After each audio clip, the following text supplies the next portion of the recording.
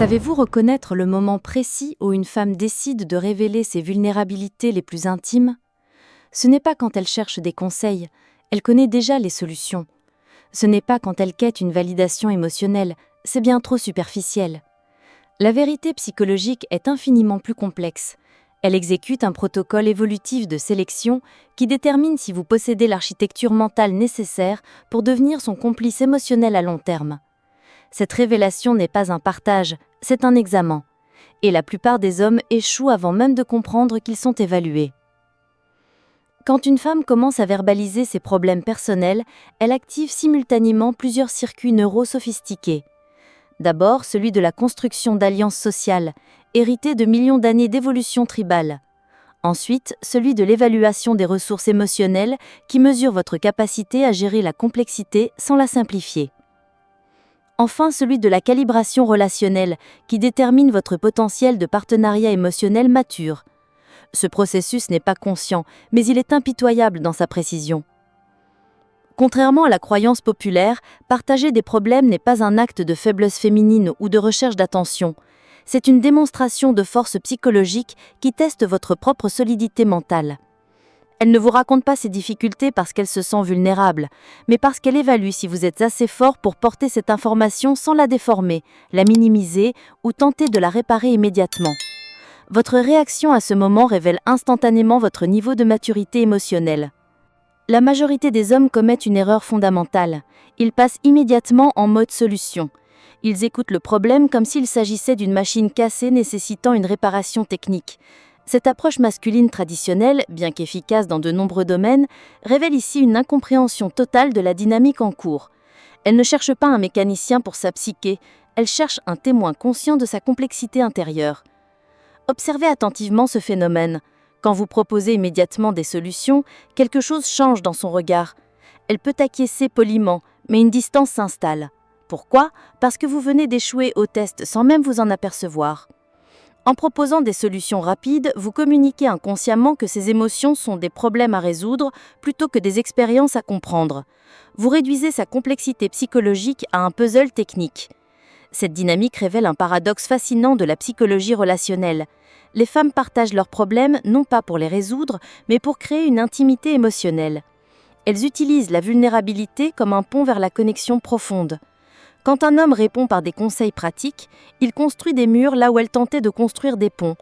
Il transforme un moment d'intimité potentielle en séance de consultation froide et distante. La science cognitive moderne confirme cette observation. Les cerveaux masculins et féminins traitent l'information émotionnelle différemment. Les hommes activent principalement les zones de résolution de problèmes et d'action, tandis que les femmes activent davantage les zones de connexion sociale et d'empathie. Cette différence neurologique explique pourquoi les approches traditionnellement masculines échouent souvent dans ces moments cruciaux de partage féminin. Mais attention à ne pas tomber dans le piège opposé. Certains hommes ayant découvert que les solutions directes ne fonctionnent pas, tentent de compenser par un excès d'empathie superficielle. Ils répètent mécaniquement des phrases comme « je comprends ce que tu ressens » ou « c'est terrible ce qui t'arrive ». Cette approche est également vouée à l'échec, car elle manque d'authenticité et de profondeur. Les femmes détectent instinctivement cette performance empathique artificielle. Cette vérité résonne-t-elle avec vos observations personnelles? Car nous touchons ici à quelque chose de fondamental dans la communication intergenre. Quand une femme vous confie ses problèmes, elle ne teste pas votre capacité à résoudre sa vie, mais votre capacité à rester présent face à sa réalité émotionnelle sans la fuir, la nier ou tenter de la transformer immédiatement en projet d'amélioration. L'enjeu de ces moments dépasse largement la simple conversation. Il détermine votre classification permanente dans son système relationnel. Serez-vous perçu comme un partenaire émotionnellement mature, capable d'intimité authentique, ou comme un autre homme qui ne comprend pas les femmes? Cette classification influence tout, l'attraction qu'elle ressent pour vous, la confiance qu'elle vous accorde et la profondeur émotionnelle qu'elle acceptera de partager avec vous à long terme. Approfondissons maintenant l'architecture neurologique de ce phénomène. Quand une femme verbalise ses problèmes personnels, elle active ce que les neuroscientifiques appellent le réseau de mentalisation sociale. Ce système complexe évalue constamment les réactions de son interlocuteur pour déterminer sa fiabilité émotionnelle. Chaque micro-expression de votre visage, chaque changement dans votre posture, chaque variation dans votre tonalité vocale est inconsciemment analysée et interprétée. Cette analyse en temps réel détermine si vous appartenez à la catégorie des porteurs sûrs, ces hommes rares capables de recevoir et de contenir l'émotion féminine sans la déformer, ou si vous rejoignez la majorité des hommes classés comme des réparateurs anxieux, ceux qui ne supportent pas la tension émotionnelle et tentent immédiatement de l'éliminer par des solutions pratiques ou des conseils non sollicités. Le processus de sélection émotionnelle fonctionne selon des critères précis, largement inconscients mais d'une cohérence remarquable. Premier critère, votre capacité à maintenir une présence calme face à l'émotion intense. Les femmes évaluent instinctivement si votre système nerveux reste régulé quand le leur est activé. Un homme qui devient immédiatement agité, défensif ou qui cherche à réparer révèle une dysrégulation qui le disqualifie automatiquement. Deuxième critère, votre aptitude à refléter sans juger. Quand elle partage un problème, vous devez démontrer que vous recevez l'information sans la filtrer à travers vos propres insécurités, vos peurs ou vos systèmes de croyances limitants. Cette capacité de miroir émotionnel neutre est extraordinairement rare chez les hommes, habitués à traiter l'information de manière plus directive et orientée solution. Troisième critère, votre tolérance à l'ambiguïté émotionnelle. Les problèmes féminins sont souvent multidimensionnels, paradoxaux et résistent aux solutions binaires. Une femme peut simultanément aimer et détester une situation, être reconnaissante et en colère, forte et vulnérable. Cette complexité émotionnelle déstabilise les hommes habituels à logique linéaire, mais fascine ceux qui peuvent l'appréhender sans la réduire. Observons maintenant les mécanismes de défense masculins qui sabotent ces moments cruciaux. Le premier et le plus destructeur est ce que j'appelle le réflexe de réparation compulsive. Face à un problème féminin, l'homme active automatiquement ses circuits de résolution, comme s'il était confronté à un dysfonctionnement technique. Cette approche, bien qu'efficace dans de nombreux domaines, révèle ici une incompréhension totale de la dynamique en cours. Elle ne cherche pas un mécanicien pour sa psyché, elle cherche un témoin conscient de sa complexité intérieure. Le deuxième mécanisme destructeur est l'évasion par la minimisation. Incapable de supporter l'intensité émotionnelle du moment, l'homme tente à réduire l'importance du problème. Ce n'est pas si grave, ça va s'arranger, tu te fais trop de soucis. Cette stratégie d'évitement destinée à diminuer son propre agi anxieux face à l'émotion féminine communique en réalité un message dévastateur. Ces émotions sont excessives et non fondées. Le troisième mécanisme est la projection d'expériences personnelles. L'homme tente de créer une connexion en racontant une expérience similaire qu'il a vécue. Bien qu'apparemment empathique, cette approche détourne de l'attention de son expérience vers la sienne, interrompant le processus de validation émotionnelle qu'elle recherche inconsciemment. Ces dynamiques vous semblent-elles familières? Car elles révèlent un enjeu fondamental. La plupart des hommes n'ont jamais appris à être présents face à l'émotion sans tenter de la modifier. Cette incapacité à témoigner sans intervenir crée un fossé relationnel qui explique de nombreux échecs de communication intergenre. Mais existe-t-il une approche alternative plus efficace? La réponse est oui, et elle repose sur une compréhension sophistiquée de ce que les femmes recherchent réellement dans ces moments de partage. Elles ne cherchent pas un consultant en résolution de problèmes, mais un conteneur émotionnel sécurisé, un homme capable de recevoir leur complexité sans la déformer, la juger ou l'éviter. Cette capacité de contenance émotionnelle repose sur 4 piliers fondamentaux. Premier pilier, la présence somatique. Votre corps doit communiquer une stabilité qui contraste avec l'activation émotionnelle qu'elle traverse. Cela signifie maintenir une respiration profonde, une posture détendue mais attentive, et un contact visuel constant sans intensité intimidante. Deuxième pilier, l'écoute stratifiée. Au lieu d'écouter seulement le contenu factuel de ces paroles, vous devez simultanément percevoir les couches émotionnelles sous-jacentes. La peur masquée par la colère, la tristesse cachée derrière l'irritation, la vulnérabilité dissimulée par l'agressivité. Cette écoute multidimensionnelle révèle une sophistication émotionnelle que peu d'hommes possèdent. Troisième pilier, la validation différentielle. Il ne s'agit pas de valider aveuglément tout ce qu'elle dit, mais de valider spécifiquement son expérience émotionnelle tout en maintenant votre propre perspective. Vous pouvez reconnaître la légitimité de ces sentiments sans nécessairement approuver toutes ces interprétations des événements. Quatrième pilier, la régulation émotionnelle partagée. Votre stabilité émotionnelle devient une ressource qu'elle peut inconsciemment emprunter pour traverser son activation nerveuse. Cette corrégulation nerveuse est un phénomène neurobiologique fascinant qui explique pourquoi certains hommes ont un effet naturellement apaisant sur les femmes, tandis que d'autres les agitent davantage. Explorons maintenant la méthodologie précise pour transformer ces moments de vulnérabilité féminine en opportunités de connexion profonde. Cette approche transcende les techniques superficielles pour toucher aux fondements neuropsychologiques de l'attachement humain.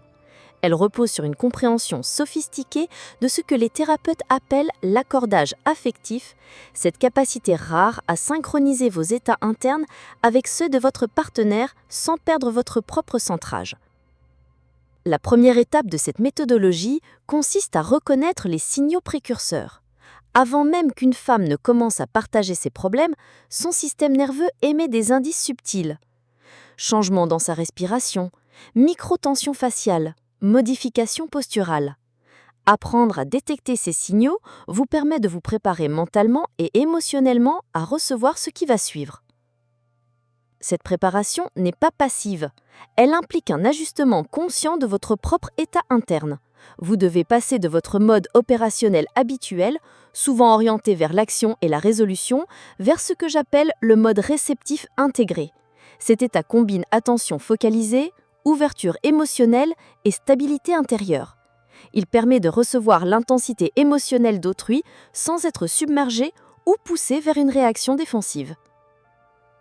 La technique du miroir émotionnel authentique constitue le cœur de cette approche. Contrairement à l'écoute active traditionnelle, qui se contente de reformuler le contenu, cette technique reflète la tonalité émotionnelle sous-jacente. Quand elle dit « Mon patron m'a encore humilié devant toute l'équipe », au lieu de répondre « Il n'aurait pas dû faire ça » ou « Tu devrais lui parler », vous reflétez « Je vois que cette humiliation t'a profondément blessé et cette blessure semble réveiller quelque chose de plus ancien en toi. » Cette réponse accomplit plusieurs choses simultanément. Elle valide son expérience émotionnelle sans la minimiser. Elle révèle votre capacité à percevoir les couches plus profondes de son vécu. Elle évite le piège de la solution immédiate. Et elle invite à explorer davantage son expérience intérieure, créant un espace d'intimité psychologique.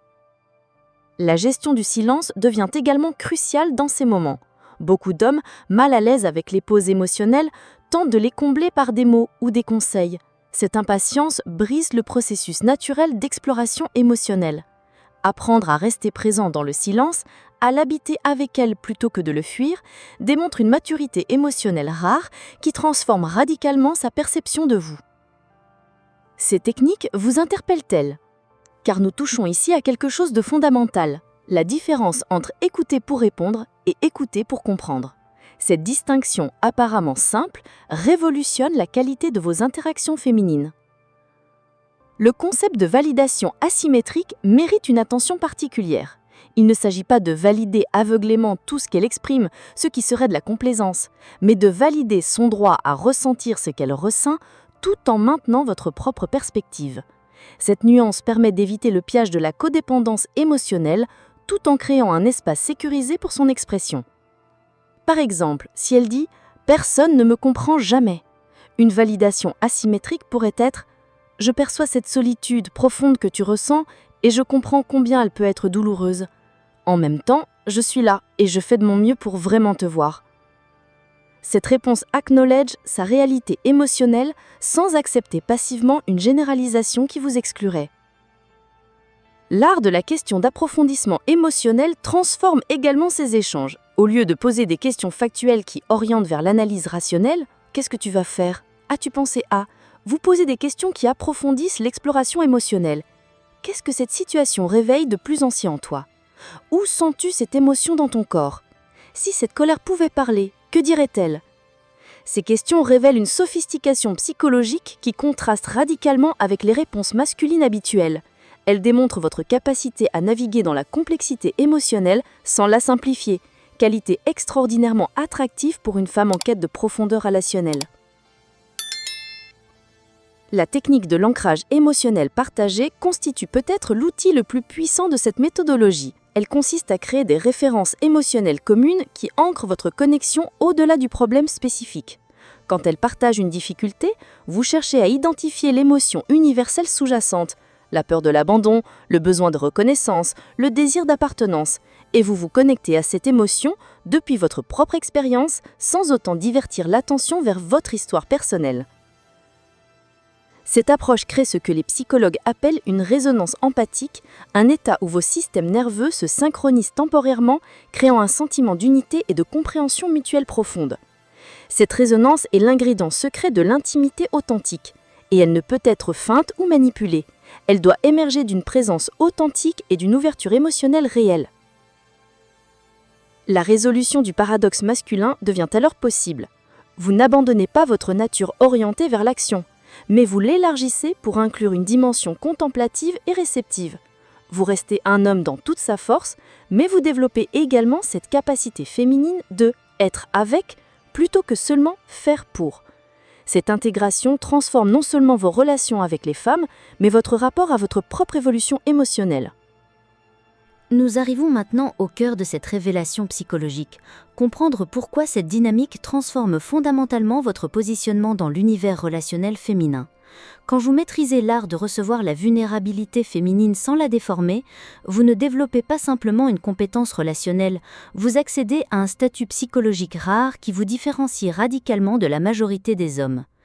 Cette différenciation opère à plusieurs niveaux simultanément. Au niveau neurobiologique, votre capacité de régulation émotionnelle devient une ressource précieuse qu'elle peut inconsciemment emprunter lors de ces moments difficiles. Cette corrégulation nerveuse crée une dépendance positive. Elle se sent naturellement plus équilibrée en votre présence, phénomène qu'elle interprète comme une attraction profonde et inexplicable. Au niveau psychologique, votre habileté à naviguer dans la complexité émotionnelle sans la simplifier révèle une sophistication mentale que peu d'hommes possèdent. Dans un monde où la plupart des hommes fuient l'émotion ou tentent de la réparer immédiatement, celui qui peut la contenir et l'accompagner devient automatiquement précieux et rare. Au niveau relationnel, cette capacité transforme la dynamique de pouvoir. Au lieu d'être dans une position de demandeur ou de réparateur, position intrinsèquement inférieure, vous devenez un porteur d'espace émotionnel, position qui commande naturellement le respect et l'admiration. Cette inversion subtile mais puissante change tout dans la façon dont elle vous perçoit et interagit avec vous. Mais attention aux écueils de cette transformation. Le premier piège consiste à instrumentaliser cette compréhension pour manipuler les femmes. Cette approche, motivée par l'agenda de contrôle plutôt que par l'authentique présence, sera détectée intuitivement et se retournera contre vous. L'authenticité ne peut être feinte durablement.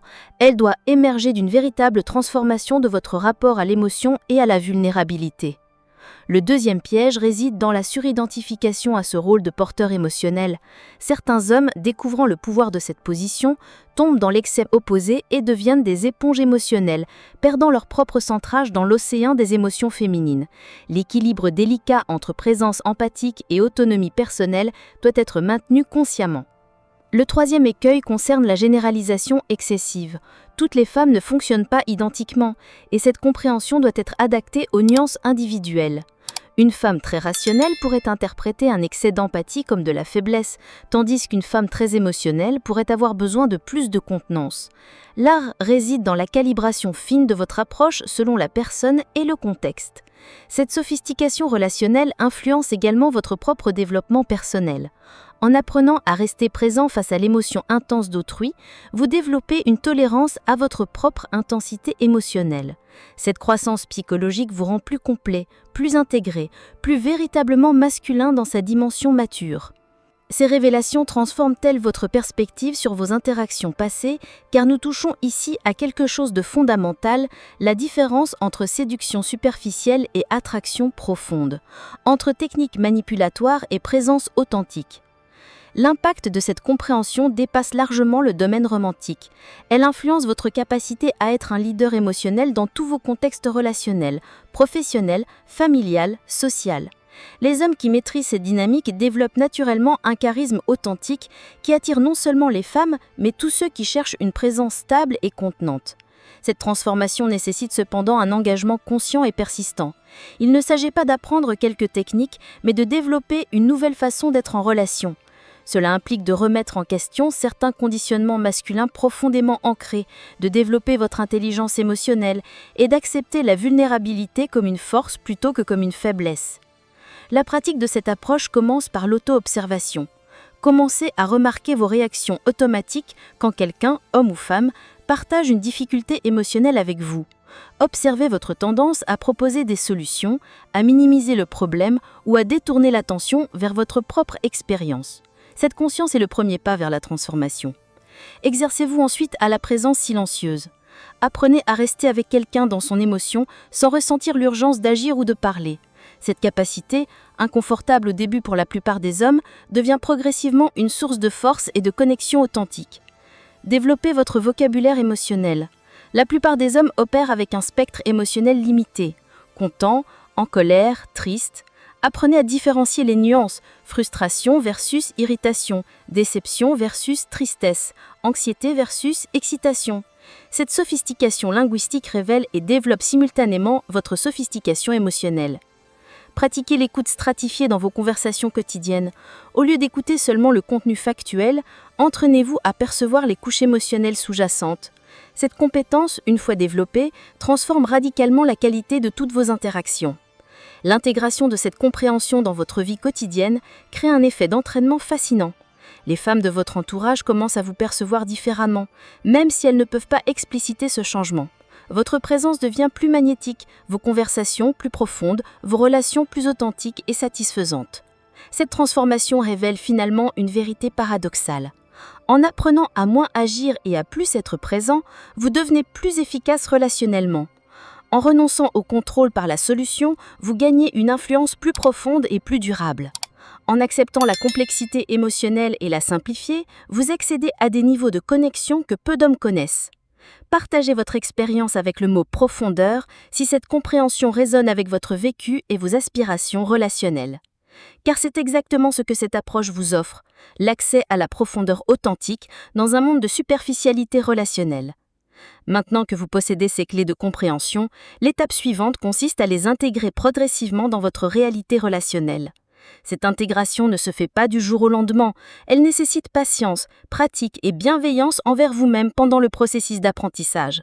Mais une fois maîtrisée, cette compréhension devient votre super pouvoir relationnel secret, celui qui transforme les femmes ordinaires en alliées profondes et les femmes exceptionnelles en partenaires de vie authentiques et durables.